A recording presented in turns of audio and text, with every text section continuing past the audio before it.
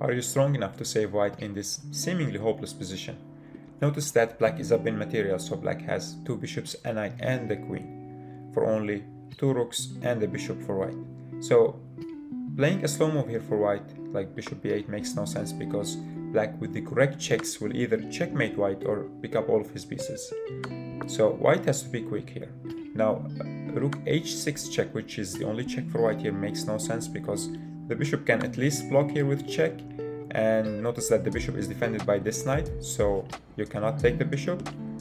And also once you move knight to e3 and you're getting checkmated, let's say king here to e4, now queen g2, and the only move is king here to f4, and now queen here is checkmate.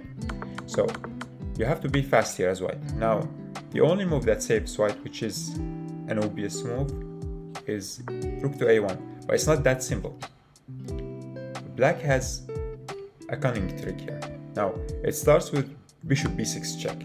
Now the bishop is defended, so you have to move your king, and now notice that black cannot take here the bishop.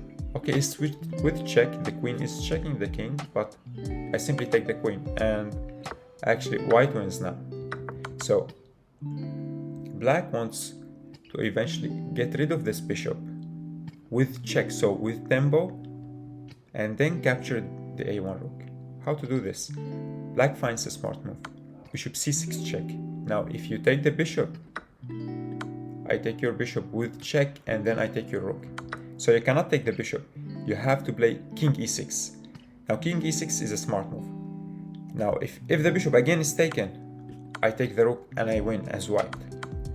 So black again insists on giving up his bishop and plays bishop d7 check.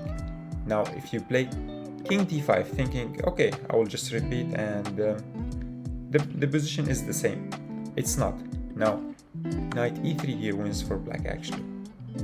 And after something like king e4, I play bishop f5 check. Note before, knight e3 discovered check was not working because the bishop here was not able to check on f5. Now this check is important. After king f3, I play queen takes on a1. After, let's say something like bishop takes on a1, I play bishop takes on h3, and I'm up 2 pieces. The win here is not very simple for black, but black is winning in the long term. So after bishop d7 here, the only move actually, notice also that the king does not have many good squares. I mean, if you go back, I just play queen takes on a1. After bishop takes on a1, check this out. Bishop takes on h3. It's similar to before. So, okay, you win the queen eventually, but you lose a lot of material. So you can't afford this.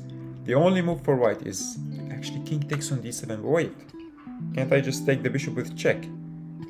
Once you take the bishop with check, try to find out where white should move his king. Now the only move for white to save this position is actually king e8. And here's the idea. Now the queen is hanging and the queen is pinned to the king, so the queen has to take the rook. And now I play this powerful idea. Rook to a3 with check. The only move is to take here. If you don't take, then I take your queen and it's a draw. The only move is queen takes rook here on a3, and now I play b5 check. And this is actually a draw because the king is stalemated. Notice the king cannot go anywhere. The bishop, the knight, and the queen take all the squares from the king, but the king is not checked. And once you take the pawn, it's a draw. Even if you move back, it's a draw. There's no way to actually avoid this draw.